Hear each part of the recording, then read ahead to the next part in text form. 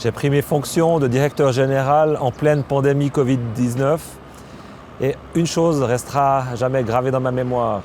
Alors que Fribourg était en prise sous un semi-confinement, eh bien, les transports publics fribourgeois ont toujours assuré l'entier de leurs prestations, malgré la crise, grâce à l'engagement des collaboratrices et collaborateurs. C'est la preuve d'une réussite, d'un travail commun, d'un énorme dévouement et aussi le signe de notre flexibilité, de notre capacité d'adaptation dans un moment de crise mondiale. Et tout ça en faveur de la sécurité de notre clientèle, également de notre personnel.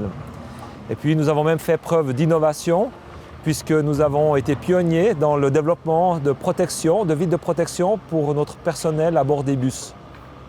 Alors, les transports publics fribourgeois ont grandi ces dernières années de manière fulgurante.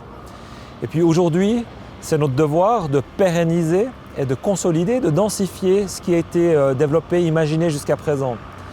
Malgré la crise, nous avons pu continuer à investir dans l'immobilier, dans les infrastructures ferroviaires par exemple. Nous avons imaginé, développé et mis en œuvre en fait le concept de commercialisation de notre immobilier. On crée un vrai village, un vrai art de vivre au cœur de centres stratégiques comme à Bulle ou à Châtel-Saint-Denis. Quant à la mobilité, on continue de la souhaiter durable et avec l'agglomération fribourgeoise, nous avons pu introduire le nouveau trolleybus à batterie qui va non seulement permettre d'éviter la pollution, mais en plus de réduire les nuisances sonores.